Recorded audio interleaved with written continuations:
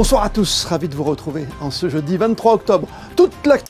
La VPA, l'Agence pour la valorisation des produits agricoles, organisait ce jeudi au restaurant La Table d'Élise le 23e concours international des huiles du monde.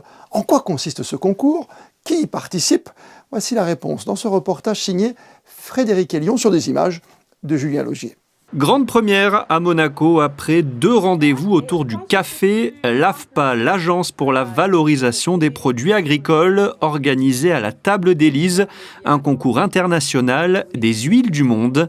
Pour cette 23e édition, le concours est ouvert exclusivement aux pays de l'hémisphère sud. Nous adaptons nos concours par rapport aux dates de récolte de chaque région, de chaque pays, et on essaie de valoriser au mieux les produits de saison, les produits qui sont fraîchement pressés ou élaborés. C'est exactement la même chose pour le café. Vu qu'on est au mois d'octobre, c'est l'hémisphère sud qui a l'honneur. Et aujourd'hui, il y a aussi 2 grandes parties pour la dégustation qui se passe derrière moi avec une petite pause.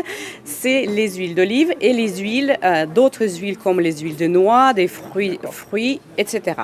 Dans tous les concours de l'AFPA, il y a 2 types de jurys. En amont, un jury technique composé de professionnels déguste tous les échantillons reçus afin de faire un premier écrémage, une présélection de qualité.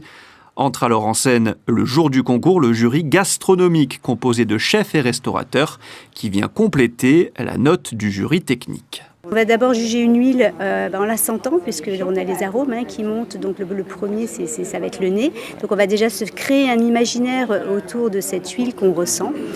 Ensuite, la deuxième partie, ça va être la mise en bouche, où là, on a les premiers arômes qui arrivent. Alors sur une huile, les premiers arômes, ça va être le piquant, l'amer. En fonction de l'imaginaire qu'on se fait du nez, on a ces premiers arômes, et là, on a d'autres descripteurs. Voilà. Et ensuite, on va venir décrire les arômes. On va s'imaginer, comment est-ce que moi, chez moi, dans ma cuisine, je peux me l'approprier? Est-ce qu'elle est intéressante pour moi ou pas? 4 différentes huiles d'olive ont été présentées au jury ce jeudi, à chaque fois dans des verres bleus, afin de ne pas avoir d'impact visuel et de fausser potentiellement l'expérience gustative.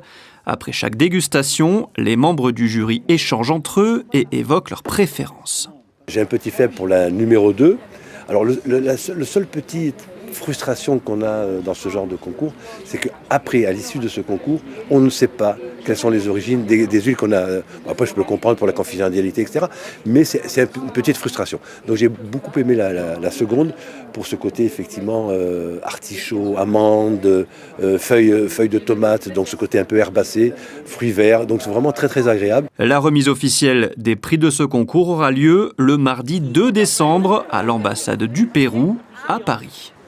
Ils vont donner de la voix pour la bonne cause. Une vingtaine de bénévoles réunis par le